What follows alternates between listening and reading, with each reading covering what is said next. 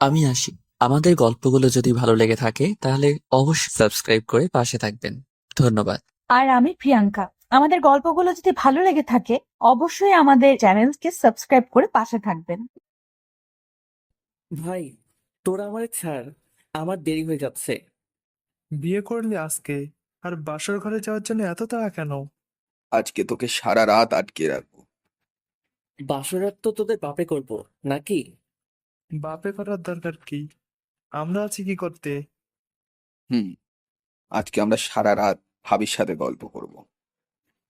আচ্ছা, কাল করিস। এখন আমাকে যেতে দে, এমনিতেই অনেক দেরি হয়ে গেছে। তা বললে তো হবে না। আজকে তোকে আমরা সারা রাত আটকে রাখবো। এই বলে ওরা আমার হাত দুইটা আরো শক্ত করে ধরলো। এর মাঝে ছাদে বাবা এসে পড়লো। বাবাকে দেখে ওরা আমার হাত ছেড়ে দেয়। কিরে মন, এইখানে কি করছিস? ছোট্ট রুমে থাকার কথা। বাবা, আমি জি আঙ্কেল, আপনি ঠিক বলেছেন। ওকে আমরা অনেকক্ষণ যাবৎ বলছি যে ভাবির কাছে যাওয়ার জন্য, কিন্তু সে যাচ্ছেই না। আমার কথা শেষ হওয়ার আগেই তানভীর কথাটা বলল। ওর তো আক্কেল জ্ঞান কিছুই নাই। আঙ্কেল, শুধু তাই না, আমরা ওর হাত ধরে জোর করে নিয়ে যাওয়ার চেষ্টা করেছিলাম, কিন্তু সে নাকি যাবে না। কিরে মন, তুই যাবি না কেন?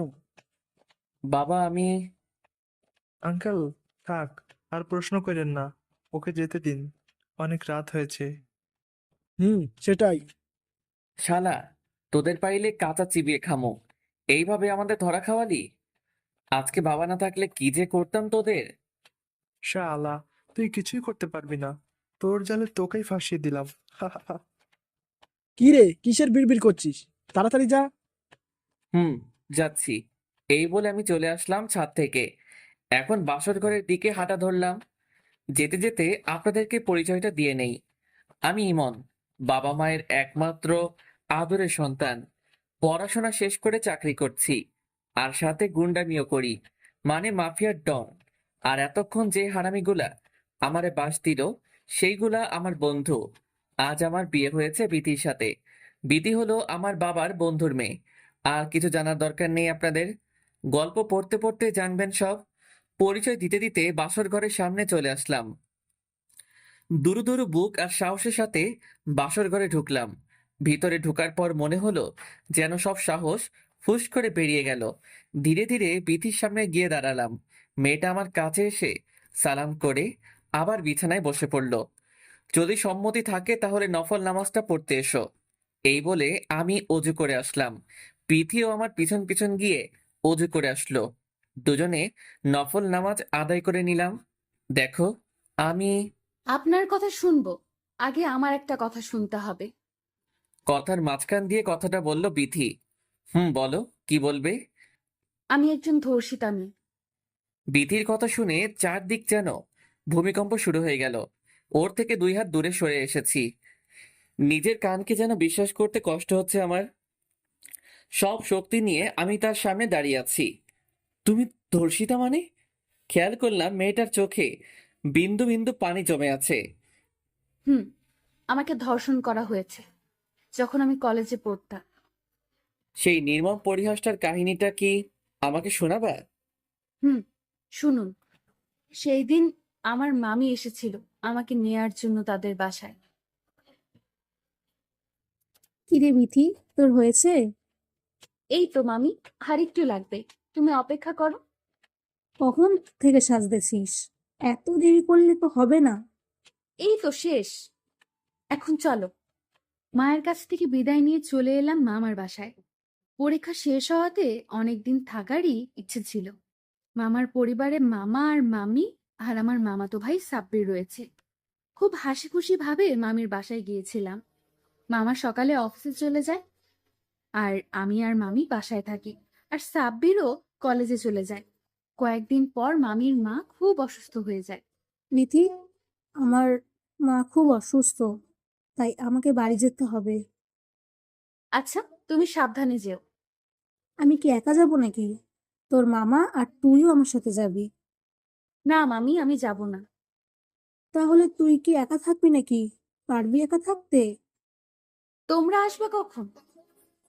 আমরা আসবো বিকালে। তাহলে আমাকে নিয়ে ভয় কিসের? টিভি দেখতে দেখতে বিকেল হয়ে যাবে।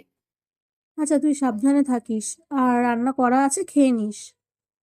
আচ্ছা, তোমরা যাও। আর হ্যাঁ, সাব্বির কলেজে গেছে, ওর আস্তে আস্তে বিকাল হয়ে যাবে। আচ্ছা যাও, আমি থাকতে পারবো। ওকে, তাহলে আমরা যাই। মামিকে বিদায় দিয়ে আমি টিভিটা অন করলাম। কিছুক্ষণ পর দরজায় কলিং বেল চাপ পড়লো। হয়তো মামি এসেছে এই ভেবে দরজাটা খুললাম। দরজা খুলে দেখি সাব্বির আর একটা ছেলে দাঁড়িয়ে আছে। কি রে, তুই না বিকেলে আসবি? হুম, ভালো লাগছিল না, তাই বাসায় চলে আসছি। আচ্ছা, তুই গিয়ে ফ্রেশ হয়ে নে, আমি খাবার রেডি করছি। বেথি, ও আমার ফ্রেন্ড, আজকে আমাদের সাথে খাবে। দুজনে গিয়ে ফ্রেশ হয়ে নে, আমি যাচ্ছি খাবার রেডি করার জন্য। আচ্ছা। সাব্বির আর ওর ফ্রেন্ডকে খাবার বেড়ে দিয়ে আমি টিভি দেখার জন্য চলে আসলাম। কিছুক্ষণ পর ওরা খাবার খেয়ে আমার পাশে এসে বসলো টিভি দেখার জন্য। মা তো মনে হয় আজ বিকেলে আসবে, তাই না? হুম, মামি আর মামা বিকেলে ফিরবে। বাহ, তাহলে তো অনেক সুবিধা। সাব্বির হঠাৎ ধীরে ধীরে আমার দিকে এগোতে লাগলো। আমি কিছুটা সরে বসলাম। সবকিছু বুঝে ওঠার আগে কেউ একজন আমাকে পিছন থেকে শক্ত করে জড়িয়ে ধরলো, আর আমার হাত পা বেঁধে ফেলে সাব্বির আর তার ফ্রেন্ড। আমার সামনে ওরা দুজন বিবস্ত্র হয়ে যায়। দুজনে ঝাঁপিয়ে পড়ে আমার উপর। এদিকে আমি জবাই করা পশুর মতো ছটফট করছি, সেই দিকে ওদের কোনো খেয়াল নেই। ওরা ওদের কাজ শেষ করে আমার হাতের বাঁধন খুলে দিয়ে যায়, আর ওরা বাসা থেকে চলে যায়। আমি কোনো মতে উঠে জামাটা পরে বসে বসে কাঁদতে থাকি। এইভাবে কিছুক্ষণ কাঁদার পর মামা মামি ঘরে আসলো। ওরা ঘরে এসে আমার অবস্থা দেখে অবাক হয়ে যায় আর দ্রুত আমার কাছে আসে। আমি মামিকে জড়িয়ে ধরে কান্না করে দিই। কি রে মা, তোর এই অবস্থায় কি করে হয়েছে, আমাদের বল। আমি কিছু না বলে মামিকে ধরে কাঁদতে থাকি। বিথি, বলবি তো কি হয়েছে? মামা, সাব্বির আমাকে জোর করে। আমি আর কিছু না বলেই কেঁদে দিই। হয়তো সেই কান্দার মানে মামা মামি বুঝতে পেরেছে। আমি বুঝতে পেরেছি, এসব আজ আমার জন্য হয়েছে। বিথি, তোকে আর এই বাড়িতে রাখবো না। সাব্বিরের কালো ছায়া থেকে তোকে দূরে নিয়ে যাব। বিথি, তুই আমাকে মাফ করে দে। আমি তোর মাকে দেওয়া কথা রাখতে পারি নাই। এই বলে মামিও কেঁদে দেয়। চল মা, তোকে তোদের বাড়িতে দিয়ে আসি। এরপর মামির সাথে আমি আমার বাড়িতে চলে আসলাম, কিন্তু আমার মুখে আর কোনো হাসির ছাপ নেই। কিরে বিথি, কি হয়েছে তোর? আমার যেই মেয়ে সারাদিন হাসি মুখে থাকতো, আজ তার মুখের কালো মেঘ কেন? ভাবি, আমি পারি নাই তোমার আমানত রক্ষা করতে। মানে কি বলতেছিস তুই? মামি আর কিছু বলল না। মা যা বোঝার বুঝে নিয়েছে। বর্তমান এটাই হলো আমার জীবনের সেই নির্মম পরিহাস। বিতির কথা শুনে কিছুটা খারাপ লাগলো। তোমরা সাব্বিরের বিরুদ্ধে কিছু করো নাই? ওর বাবা ওকে পুলিশের হাতে দিয়ে দিয়েছিল, এখন কই আছে সেটা জানি না। তোমার মতো ধর্ষিতা মেয়েকে আমি বউ হিসেবে মানতে রাজি না। কথাটা বলার পর বিথি কেঁদে উঠলো। আমাকে মাফ করে দিন, আমি আপনার জীবনটা নষ্ট করে দিয়েছি। এই কথাগুলো বিয়ের আগে বলা উচিত ছিল আমার। বিতিকে শক্ত করে জড়িয়ে ধরলাম। মেয়েটা আমার কাঁধে মাথা রেখে কাঁদছে। তোমাকে আমি আমার স্ত্রী হিসেবে অনেক আগেই মেনে নিয়েছি। আমি পাপকে ঘৃণা করি, পাপীকে নয়।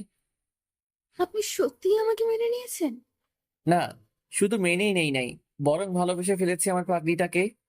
আপনি কিভাবে আমার মতো ধর্ষিতাকে মেনে নিলেন?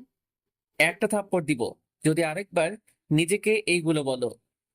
আচ্ছা, আর বলবো না। আর আমাকে আপনি করে না, তুমি করে বলতে হবে। আচ্ছা, বলবো। দেখো, তোমার কাহিনী শুনতে শুনতে রাত প্রায় শেষের দিকে। ঘুমাবে না? ওকে, তাহলে আজ আর না, এখন ঘুমিয়ে পড়ো। ওকে, গুড নাইট। আমাকে বুকে নিয়ে ঘুমাতে হবে, নইলে আমি ঘুমাবো না। ওকে। বিতিকে বুকের মাঝে রেখে ঘুমিয়ে পড়লাম। সকালে ঘুম থেকে উঠলাম, উঠে দেখি পাগলিটা আমার বুকে পিচ্চিদের মতো শুয়ে আছে। ওর মুখ দেখে বোঝা যায় নাই যে ও জীবনে কঠিন বাস্তবতার শিকার হয়েছে। সকাল হয়ে গেছে, তাই ওকে সরিয়ে দেওয়ার চেষ্টা করলাম, কিন্তু ফলাফল শূন্য। ও আমাকে আরো শক্ত করে জড়িয়ে ধরলো। এই বিতি, উঠো, দেখো সকাল হয়ে গেছে। ও, আমার ঘুম পাচ্ছে অনেক। না, অনেক সকাল হয়েছে, এখন উঠে পড়ো। এই বলে বিথিকে টেনে তুলে ফেললাম। ধুর, তোমার টানাটানিতে আর ঘুমটাই হলো না। আরে বাবা, এত ঘুমালে উঠবে কখন? যাও, ফ্রেশ হয়ে আসো। হুম, যাচ্ছি। আমি আর বিথি চলে গেলাম ফ্রেশ হওয়ার জন্যে। ফ্রেশ হয়ে খাবার টেবিলে গিয়ে দেখি বিথি মায়ের কাজে সাহায্য করছে। সবাই মিলে খাবার টেবিলে বসলাম নাস্তা করার জন্য। মা, আপনি আসেন, আমি খাবারগুলো বেড়ে দিচ্ছি। না, থাক, তুমি বসো, আমি দিচ্ছি। আমি আসার আগে অনেক বেড়ে খাইছেন, এখন আমি এসেছি, তাই দায়িত্বটা আমার কাঁধেও পড়েছে। দেখো তোমরা, একেই বলে ঘরের লক্ষ্মী। দেখতে হবে না, খার বন্ধুর মেয়ে। হয়েছে, আপনার আর বলা লাগবে না। সবাইকে বিথি বেড়ে দিল। বিথিও কিছু খাবার নিয়ে আমার পাশে বসলো। খাবার খাওয়ার সময় অনুভব করলাম কেউ একজন পায়ের মধ্যে খুব সুড়সুড়ি দিচ্ছে। বিথির দিকে তাকিয়ে দেখি ও মিট মিট করে হাসছে। আমার আর বুঝতে বাকি রইল না যে কাজটা বিথির। খাবারটা শেষ করে রুমে এসে বিথির জন্য অপেক্ষা করছি, কিন্তু মহারানীর আসার কোনো নাম নেই। অপেক্ষা করতে করতে হঠাৎ তানভীরের কল আসলো।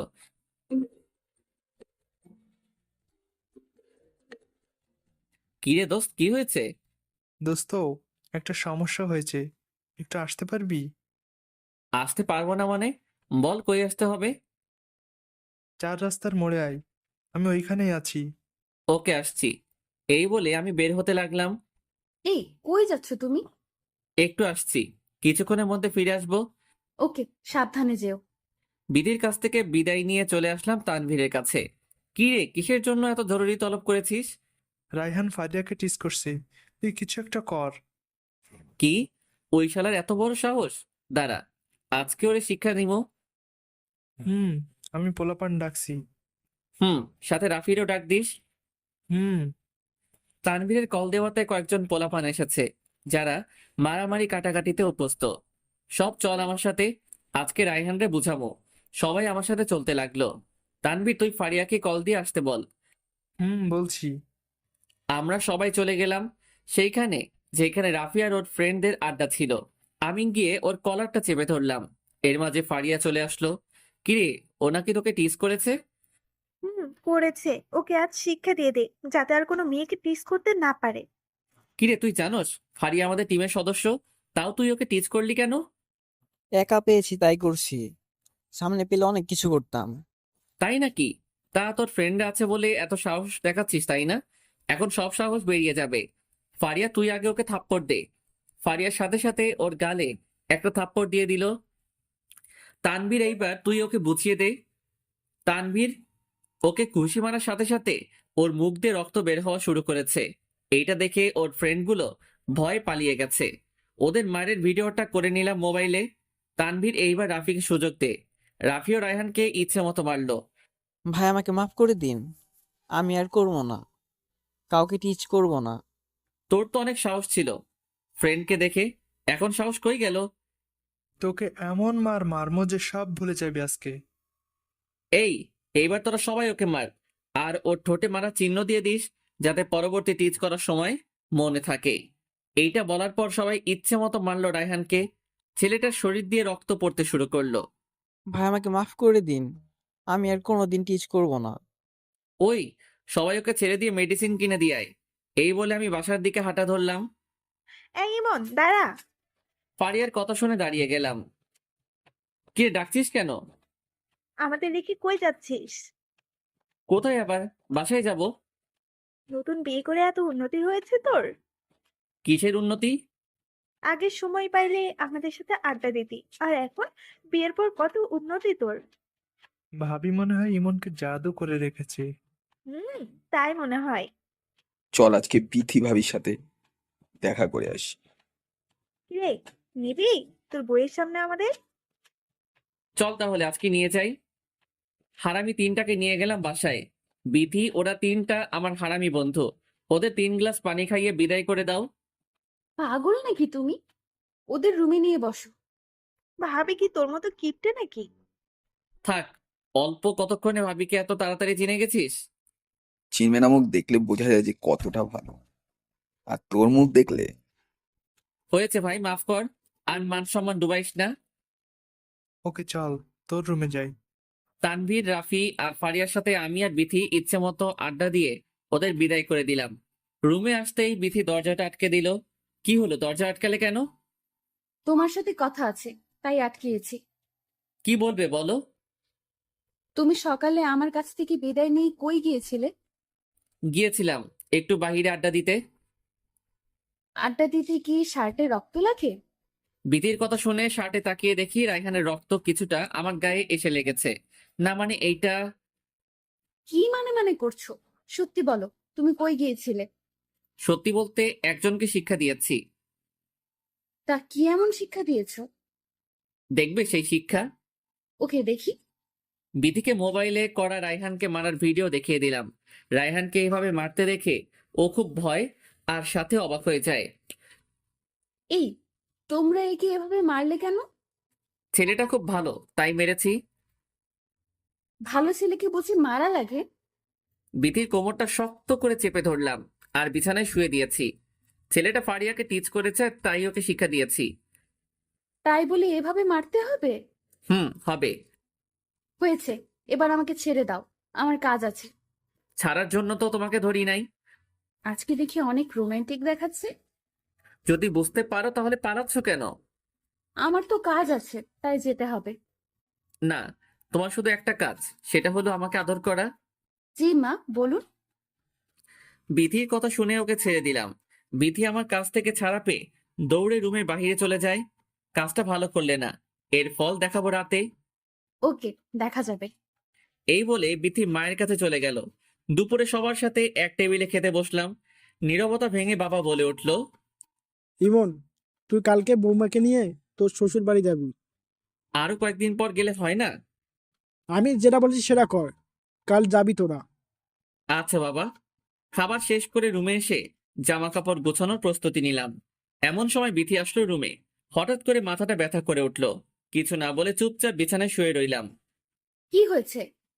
হঠাৎ করে শুয়ে পড়লে যে? মাথাটা হঠাৎ করে ব্যথা করছে, অসহ্য যন্ত্রণা করছে।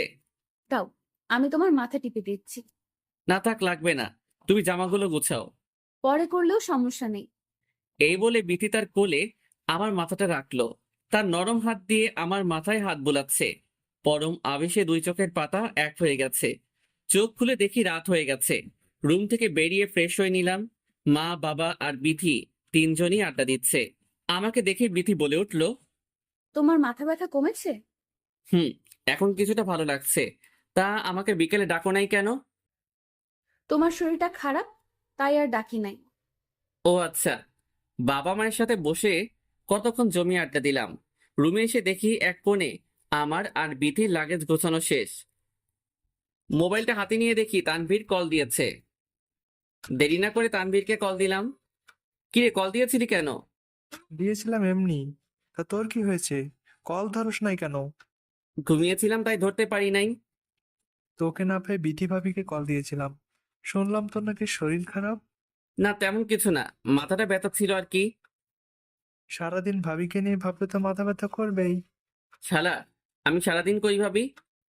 থাক ভাই, আমরা জানি, আমাদের শিখাতে আসিস না। আচ্ছা দোস্ত, পরে কথা বলি, এখন খাবো। ওকে ভাই। কল কেটে দিয়ে খাবার খেতে চলে গেলাম। কোনো মতে খাবারটা খেয়ে রুমে এসে ঘুমানোর প্রস্তুতি নিলাম। কিছুক্ষণ পর বিথি আসলো রুমে। আমি আস্তে আস্তে দরজাটা আটকে দিলাম। কি হলো, তুমি দরজা আটকালে কেন? তোমাকে শিক্ষা দিব তাই। কি শিক্ষা? কেন, তুমি না বললে রাতে কি করতে পারি দেখবে? না, আমাকে আর দেখাতে হবে না, আমি বুঝে গেছি। কিছু না করতে বুঝে গেছো? বাহ, তুমি তো অনেক ব্রিলিয়েন্ট। এই বলে আমি ধীরে ধীরে বিথির দিকে এগোতে লাগলাম আর বিথি পিছনে যেতে লাগলো। এক পর্যায়ে বিথি দেওয়ালে ঠেকে যায়। আমি ওর খুব কাছাকাছি চলে আসি। বিথির নিঃশ্বাসগুলো খুব ভারী হয়ে গেছে। ওর নিঃশ্বাসগুলো আমার মুখের উপর পড়ছে। দেখাবো কেমন শিক্ষা দিতে পারি। না লাগ।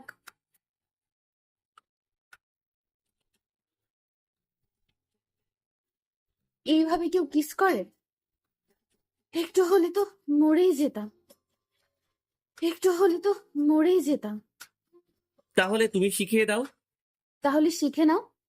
এই বলে দুজনে হারিয়ে গেলাম অজানা ভালোবাসার শিকড়ে। সকালে অনুভব করলাম কেউ একজন আমার মুখের উপর ফোঁটা ফোঁটা পানি পানি ফেলছে। চোখ মেলে দেখি বিথি তার ভেজা চুলের পানি দিচ্ছে।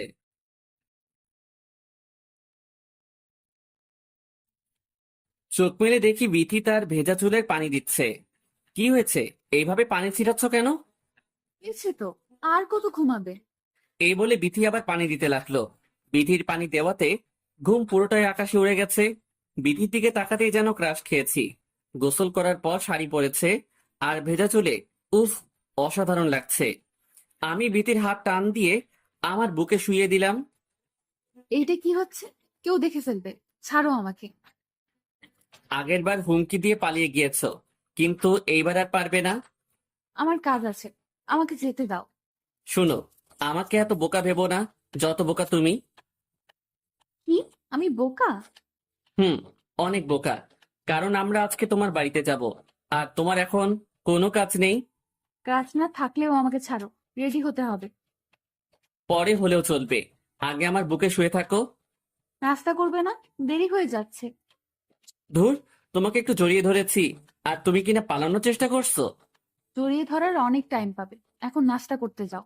হুম, যাচ্ছি। ফ্রেশ হয়ে সবার সাথে নাস্তা করে রুমে এলাম রেডি হওয়ার জন্য। এই, আমাকে একটু সাহায্য করতে পারবে? বলো কি করতে হবে? আমি শাড়ি পরতে পারি না, আমাকে একটু সাহায্য করবে? কি, তুই শাড়ি পরতে পারো না? এই বলে আমি হাসা শুরু করে দিলাম। আজ আমি শাড়ি পরতে পারি না বলে হাসতে হবে? ওকে, আর হাসবো না, দাও পরিয়ে দেই। এই, তুমি শাড়ি পরাতে পারো? হুম, পারবো না কেন, সব পারি আমি। সত্যি করে বলো, তুমি আগে কোন মেয়েকে পরিয়েছো? আরে বাবা, আমি আবার কাকে পড়াতে যাব? তাহলে তুমি কিভাবে শিখলে? নেটে শিখেছি। তা হঠাৎ শাড়ি পরানো শিখলে কেন? আরে বাবা, বিয়ের পর বউকে পরিয়ে দিব, তাই শিখেছি। হয়েছে, আর বলতে হবে না, এখন আমাকে সাহায্য করো। সাহায্য করতে গেলে তো আমার নিয়ন্ত্রণ হারিয়ে যাবে। ভূত, কি যে বলো না, তাড়াতাড়ি সাহায্য করো। বিধিকে শাড়ি পরাতে ব্যস্ত হয়ে পড়লাম। বিধির পেট স্পর্শ করতেই যেন ও কেঁপে উঠছে, যেন ওর সারা শরীর দিয়ে কারেন্ট বয়ে যাচ্ছে। ও আমার হাতটা শক্ত করে চেপে ধরে আছে। কি হলো, হাত ধরলে কেন? তুমি শুধু কুচিটা ঠিক করে দাও, বাকিটা আমি করতে পারবো। আচ্ছা, আমি বিধির কুচিটা ঠিক করে দিলাম। বাহ, আমার বউকে তো শাড়িতে দারুণ লাগছে। কেন, শাড়ি ছাড়া দারুণ লাগে না বুঝি? লাগে, তবে আজকে অন্যরকম লাগছে। এইবার তুমিও রেডি হয়ে নাও। আমি একটা পাঞ্জাবি পরে নিলাম। বাহিরে গাড়ি নিয়ে বিথির জন্য অপেক্ষা করছি। কিছুক্ষণ পর মহারানী সেজে গুজে আসলো। ওর দিকে তাকাতেই যেন আমি হারিয়ে যাই ওর রূপে। বাহ, শাড়িতে কাজলে হালকা লিপস্টিকে বিথিকে দারুণ লাগছে। এইভাবে কি দেখছো? তোমাকে দেখছি। কেন, আমাকে আগে দেখো নাই? দেখেছি, বাট এমন সাজে দেখি নাই। হয়েছে, এবার চলো। বাবা মায়ের কাছ থেকে বিদায় নিয়ে চলে রওনা দিলাম। বিথিদের বাসা অনেকটা দূর, যেতে যেতে প্রায় রাত হয়ে যাবে, তাই গাড়িটা জোরে চালাচ্ছি। সূর্য কিছুটা হেলে পড়েছে, মানে বিকেল হয়ে গেছে। আমি আমার মতো ড্রাইভ করছি, আর বিথি বক বক করে যাচ্ছে। এই, গাড়িটা থামাও। কেন, কি হয়েছে? ওই যে ফুচকার দোকান দেখা যাচ্ছে, চলো ফুচকা খাবো। ধুর, এইগুলা পচা খাবার, এইগুলা খেতে নেই। না, আমি খাবো, গাড়িটা থামাও না। ধুর, তোমার জন্য আর পারা গেল না। আমি গাড়িটা ফুচকার দোকানের সামনে দাঁড় করালাম। তোমাদের বাসায় যেতে অনেক টাইম লাগে, তারপরও দেরি করছো কেন? ওকে, থাক, খাবো না, তুমি চলো। থাক, আর অভিমান করতে হবে না, চলো খাবো। বিথি নিয়ে ফুচকার দোকানে ঢুকলাম। দুজনের জন্য অর্ডার করলাম।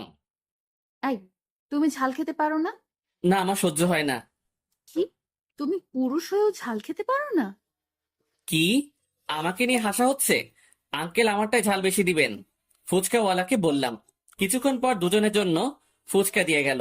আমার প্লেটের দিকে তাকিয়ে দেখি মরিচের কারণে ফুচকাগুলো লাল হয়ে আছে। বিথি খুশি মনে তার গুলা খেতে লাগলো।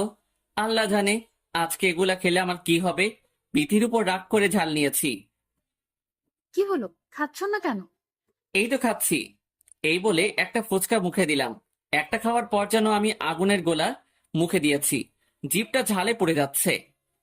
ফুচকাগুলো অনেক মজা না? হুম, অনেক। এইদিকে আমার অবস্থা করুণ হয়ে গেছে। কি হয়েছে তোমার? ঝাল ঠিক আছে নাকি আরো লাগবে? ধুর, এটা কোনো ঝাল? আমি আরো খেতে পারি। থাক, কেমন খেতে পারো সেটা তোমার মুখ দেখেই বোঝা যায়। ফুচকাগুলো কোনো মতে খেয়ে ঠান্ডা পানি কিনে আনলাম। পুরো বোতল আমি শেষ করেছি। গাড়িতে বসে বসে পানি খাচ্ছি, ঝাল যেন কমছে না। একটা কাজ করলে হয়তো ঝাল কমাতে পারে। তাড়াতাড়ি বলো কি করতে হবে, আমার আর সহ্য হচ্ছে না। বিতির সাথে সাথে আমার ঠোঁট আর ওর ঠোঁট দুইটা এক করে ভালোবাসার ছোঁয়া দিতে লাগলো। মনে হচ্ছে ও যেন আমার মুখের সব ঝাল টেনে নিচ্ছে। এক মুহূর্তের জন্য ভালোবাসায় হারিয়ে গেলাম। এইভাবে কতক্ষণ থাকার পর আমি নিজে থেকে ভীতিকে সরিয়ে দিলাম। মেরে ফেলবে নাকি আমাকে এইভাবে? মারছি কই? আমি তো তোমার ঝালগুলোর ভাগ নিচ্ছি। হয়েছে, আমার সব ঝাল চলে গেছে। এখন ড্রাইভ করতে দাও। হুম, করো। কয়েক ঘন্টা ড্রাইভ করে বিথিদের বাসায় আসলাম। আস্তে আস্তে রাত হয়ে গেছে। দুজনে খুব ক্লান্ত। আসার সাথে সাথে বিথির চাচাতো বোন আর মামাতো বোনগুলো আমাকে ঘিরে ধরলো। ক্লান্ত শরীর নিয়ে বিথি রুমে এসে শুয়ে রইলাম। কিছুক্ষণ পর বিথি হাতে করে শরবত নিয়ে আসলো। এই নাও, এইটা খেয়ে নাও, ক্লান্তি ভাব দূর হয়ে যাবে। আমি কথা না বলে বিথির কাছ থেকে গ্লাসটা নিয়ে পান করতে লাগলাম। কিছুক্ষণ বিশ্রাম নিয়ে সবার সাথে বেশ জমিয়ে খাবার খেলাম। রুমে এসে শুয়ে আছি, এমন সময় শালিগুলো আসলো। কি দুলা ভাই, খুব ক্লান্ত নাকি? ছিলাম ক্লান্ত, কিন্তু এত শালিকে দেখে তো আর ক্লান্ত থাকা যায় না। দুলা ভাই, আমরা আপনার সাথে গল্প করতে এসেছি, করবেন আমাদের সাথে গল্প? কেন করব না, অবশ্যই করব। শালিগুলার সাথে মনের আনন্দে গল্প করছি আর হাসাহাসি করছি। এমন সময় বিথি আসলো। কি হচ্ছে এখানে শুনি? শালিগুলার সাথে গল্প করছি। এই, তুমি তো ক্লান্ত, এখন গল্প না করে শুয়ে পড়ো। দুলা ভাই, এখন আর ক্লান্তি অনুভব করছেন না? তবুও তোরা এখান থেকে যা, পরে আসিস। এ আপু শোন, আমরা তোর জামাইকে নিজেদের জামাই বানাতে আসি নাই, আমরা এসেছি গল্প করার জন্য। এই, তুমি কি গল্প করবা নাকি ঘুমাবা? সমস্যা কি, ওদের সাথে একটু গল্প করে নেই, আমি না হয় পরেই ঘুমাবো। তোমার যা ইচ্ছা করো। বিথির কথায় কান্না দিয়ে আবার গল্প শুরু করে দিলাম। কিছুক্ষণ গল্প করার পর, হয়েছে, আজ আর নয়, আবার কাল গল্প করব। ওকে দুলা ভাই, গুড নাইট। ওকে, গুড নাইট। শালিগুলা রুম থেকে চলে গেল আর বিথি অন্য পাশ ফিরে শুয়ে আছে। আমি ঘুমানোর জন্য প্রস্তুতি নিচ্ছি, কিন্তু বিথি রাগ করে শুয়ে আছে। আমি লাইটটা অফ করে শুয়ে রইলাম। কিছু না ভেবে বিথিকে জড়িয়ে ধরলাম। আমাকে ছেড়ে দাও, ওদের সাথে গল্প করো, যাও। পাগড়িটা বুঝি আমার সাথে এই জন্য রাগ করেছে? না, আমি রাগ করি নাই। এইবার বিথিকে শক্ত করে জড়িয়ে ধরলাম। পারবে এই পাগলটার সাথে রাগ করে থাকতে? বিথি এইবার আমার দিকে চেয়ে আমাকে জড়িয়ে ধরলো। না, কোনোদিন আমি তোমার সাথে রাগ করে থাকতে পারবো না। তাহলে এইভাবে অভিমান করে শুয়ে আছো কেন? ভালো লাগছিল না তখন, বাট এখন ভালো লাগছে। মুহূর্তের মধ্যে অনুভূতি পরিবর্তন হয়ে গেছে। হুম, এই যে তুমি আমাকে জড়িয়ে ধরেছো, তাই এমন লাগছে। আজকে সারা রাত তোমাকে জড়িয়ে ধরে ঘুমাবো। নিষেধ করেছে কে? তাই তো। এই বলে বিথিকে জড়িয়ে ধরলাম, আর বিথিও আমাকে জড়িয়ে ধরে ঘুমিয়ে গেলাম। সকালে গালের মধ্যে কিছুর স্পর্শ পেয়ে ঘুমটা ভেঙে গেল। তাকিয়ে দেখি বিথি সামনে দাঁড়িয়ে আছে। এতই যখন চুমো খাওয়ার শখ, তাহলে আমাকে বলতে পারো, আমি পূরণ করে দিব। ইস, শখ কত, ওনাকে নাকি আমি চুমু খাবো। তাই নাকি? এই বলে আমি বিথিকে টান দিয়ে আমার উপরে শুইয়ে দেই। এই ছাড়ো, কেউ দেখে ফেলবে। দেখলে দেখুক, আমার গেলে চুমু দিয়ে আবার বড় বড় কথা বলা হচ্ছে, তাই না? যা সত্যি তাই বলেছি। আমি এখন তোমাকে... না, এখন কিছু না, ছাড়ো আমাকে, মা চলে আসবে। আসলে আসুক, শাশুড়ি মা দেখুক তার মেয়েকে কিভাবে আদর করছি। রোমান্স করা কি শেষ নাকি, আরো বাকি আছে? শালির কথা শুনে দ্রুত বিথিকে ছেড়ে দিলাম, আর শালির দিকে তাকিয়ে দেখি সে অন্যদিকে ঘুরে দাঁড়িয়ে আছে। আরে শালিকা, তুমি এখানে? আপনাদের মা খেতে ডাকছে।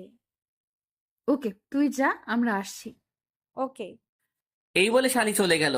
আমি বিথির দিকে তাকিয়ে মুচকি মুচকি হাসছি। বলেছিলাম না কেউ এসে পড়বে। ওর কাছে মান সম্মান সব চলে গেল। সব তোমার দোষ, এখন ফ্রেশ হয়ে খেতে আসো। আসছি। বিছানা থেকে উঠে ফ্রেশ হয়ে সবার সাথে নাস্তা করতে গেলাম। সবার সাথে আনন্দের সাথে নাস্তা করে রুমে চলে আসলাম। এমন সময় ফারিয়া কল দিল।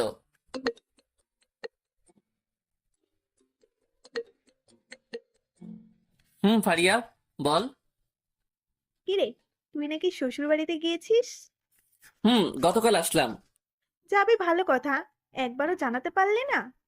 সরি দোস্ত, জানাতে মনে ছিল না। বউকে পেয়ে আমাদের একদম ভুলে গেছিস। হয়তো। ওই, কি বললি? না, কিছু না। বউকে ভুলতে পারি, কিন্তু তোদের ভুলবো না। থাক, আর চাপা মারিস না। বাসায় আসবি কবে? এই তো 2-1 দিন পর। আচ্ছা, তোর অফিস কবে খোলা? বাসায় আসার পরের দিন অফিসে যাব। ওকে, তাহলে পরে কথা বলি। Okay bye. কল কেটে দিয়ে মোবাইল টিপা শুরু করলাম। কিছুক্ষণ পর দুইজন মহারানীর আগমন রুমের মধ্যে। কি হলো, দুজনে আমার সামনে এসে দাঁড়ালে যে? দুলাভাই, আজকে আমাকে আর আব্বুকে নিয়ে ঘুরতে বের হবে? না, আজকে না। আজকে ঘোরার মন মানসিকতা নেই। না দুলাভাই, আজকে আর এইসব বললে হবে না। আমাদের নিয়ে ঘুরতেই হবে।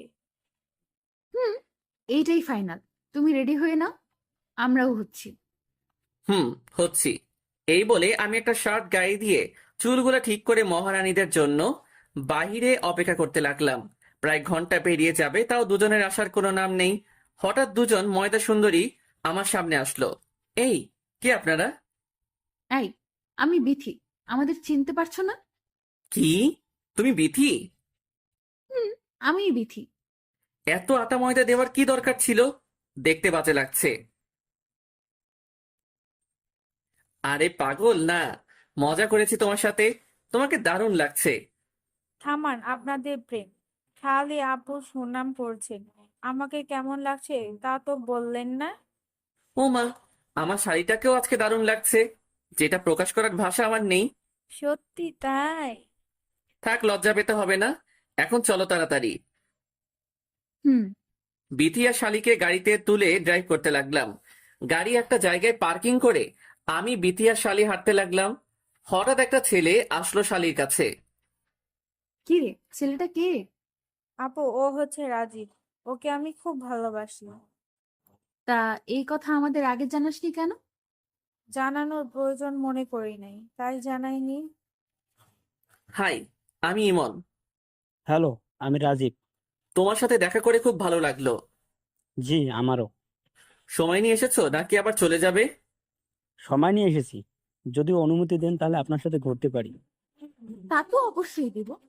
তাহলে আজকে 4 জন জমিন আড্ডা দেব। হুম আমি আর বিথি আসলাম এক রাস্তায়, আর আমার শালি আর রাজি অন্য পথে। আমি বিথি হাত ধরে হাঁটতে লাগলাম। জানো, এই মুহূর্তে যে আমার অনুভূতিটা পাচ্ছি তা আগে কোনোদিন পাইনি। তা আজকে এত অনুভূতি পাওয়ার কারণ? কারণটা তুমি। তোমার হাত ধরে আগে তো কোনোদিন হাঁটি নাই, তাই এমন লাগছে। তোমার মতো আমারও এমন অবস্থা। বিথি কিছু না বলে হঠাৎ আমার পিছনে লুকিয়ে গেল। কি হলো, পিছনে লুকিয়েছো কেন? বিথির দিকে তাকিয়ে দেখি ওর মুখে ভয় জমে আছে, হাতগুলো কাঁপছে তার। কি হয়েছে বিথি, তোমার ভয় পাচ্ছ কেন? বিথি কিছু না বলে চুপচাপ আঙ্গুল দিয়ে কি জানি ইশারা করে দেখাচ্ছে। বিথির ইশারার দিকে ফলো করে তাকিয়ে দেখি বিথি একটা ছেলেকে দেখাচ্ছে। ছেলেটাকে তুমি চিনো নাকি? বিথি ভয়ের কারণে কথা বলতে পারছে না। বলো বিথি, তুমি কি তাকে চিনো? হ্যাঁ, চিনি।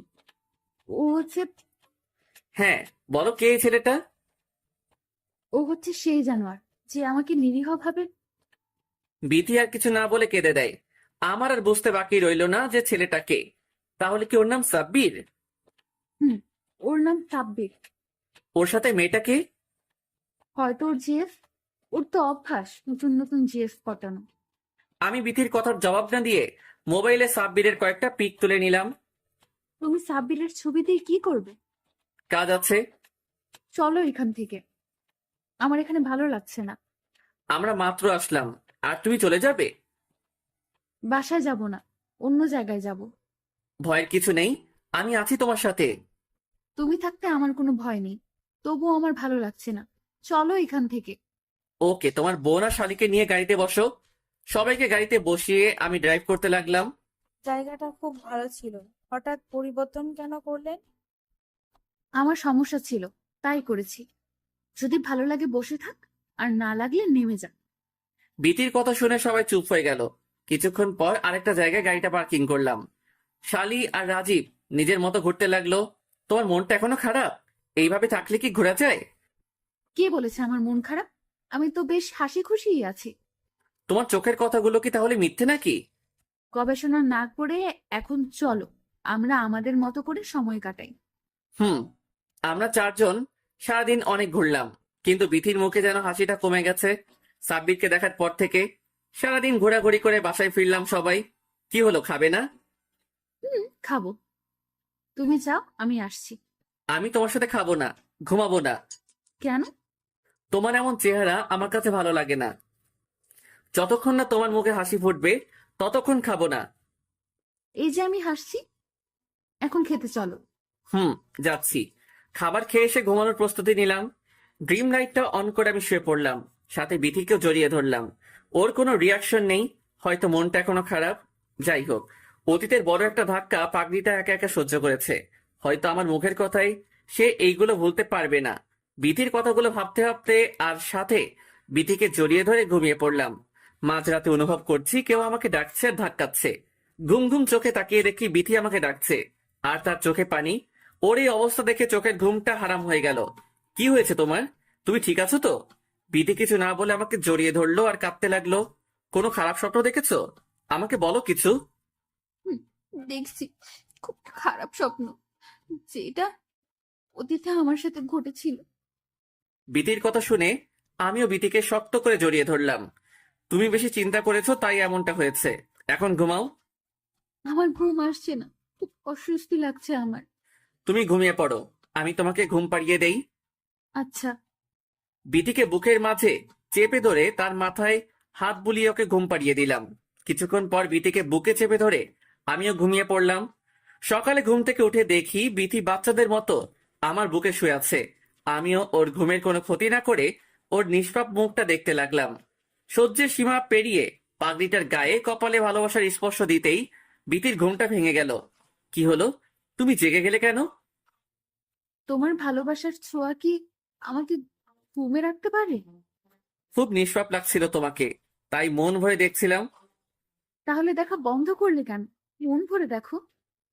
তুমি তো জেগে গেছো, তাই আজকে আর দেখবো না, আবার কাল দেখবো। হয়েছে, আর রোমান্টিক হওয়া লাগবে না, এখন ফ্রেশ হয়ে নাও। হুম, আমার বুকের উপর থেকে উঠলে তো আমি ফ্রেশ হতে যাব। ওকে, যাও এখন। বিছানা থেকে উঠে ফ্রেশ হতে চলে গেলাম। এইভাবে শ্বশুর বাড়ি থাকার মজা ভোগ করতে থাকি। আজ বিতি সহ বাসায় ফিরে আসলাম। ড্রাইভ করে খুব ক্লান্ত হয়ে গেছি। এই, তুমি ফ্রেশ না হয়ে শুয়ে পড়লে কেন? ক্লান্ত লাগছে খুব, তাই শুয়েছি। তুমি ফ্রেশ নিলে দেখবে কত ক্লান্তি চলে যাবে। তুমি আমার বুকে আসলেই তো আমার সব ক্লান্তি বিরক্তি চলে যায়। থাক, আর বলতে হবে না, তুমি ফ্রেশ হয়ে নাও, আমি মায়ের কাছে যাচ্ছি। হুম, যাও। ফ্রেশ হয়ে এসে বিছানায় শুয়ে শুয়ে মোবাইল টিপছি। এমন সময় তানভীরের কল আসলো।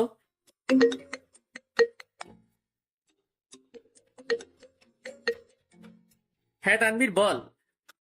কি রে শালা, ফোন দিলে ঠিক মতো ধরস না কেন? আরে ভাই, আমি শ্বশুর বাড়ি গিয়েছিলাম। আমাদের একবারও জানাতে পারলি না? ফারিয়াকে তো বললাম, ও তোদের বলেনি। বলছে, বাট উচিত ছিল তোর বলা। ওকে দোস্ত, সরি। এখন বল তোদের কি খবর? এই তো চলছে মোটামুটি।